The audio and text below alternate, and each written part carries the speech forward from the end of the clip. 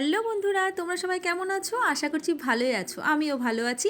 আজ আমি একটা অন্যরকম ভিডিও শেয়ার করতে এসেছি, আর সেই ভিডিওটা বানানোর জন্য রাস্তায় কাজ হচ্ছিল, সেখান থেকে কিছু লাল বালি নিয়ে এসেছি, আর সেটা নিয়ে এসে ভালো করে চেলে নিয়েছি। আর লাগবে দুটো আলু। আজ আমি বানাতে চলেছি আলু পোড়া, মানে বালিতে আলু পোড়া। আলু পোড়া খেতে আমার বেশ ভালো লাগে। অন্যান্য পছন্দের খাবারের মধ্যে এই আলু পোড়াও এক। আমাদের চাষি ফ্যামিলি, ধান চাষ করার পর বাড়িতে ধান এলে সেই ধান সিদ্ধ করে তারপর সেখান থেকে চাল করা হতো।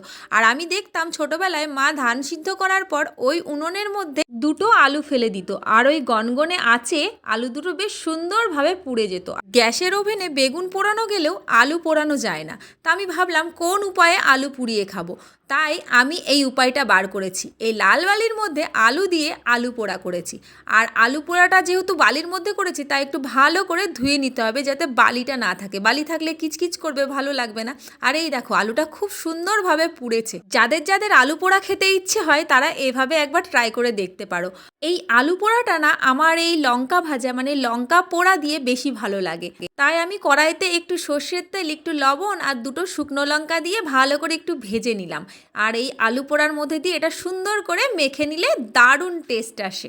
আর একটা জিনিস মাথায় রাখতে হবে, আলু পোড়ার এই যে পোড়া পোড়া খোসাগুলো, সেগুলো সব ফেলে দিলে হবে না, কিছুটা রাখতে হবে, তবেই আলু পোড়ার আসল টেস্ট পাওয়া যাবে। তো দেখো, আমি লঙ্কা পোড়া দিয়ে আলু পোড়া মেখে নিয়েছি, একটু টেস্ট করে দেখলাম, সত্যি জাস্ট ওয়াও।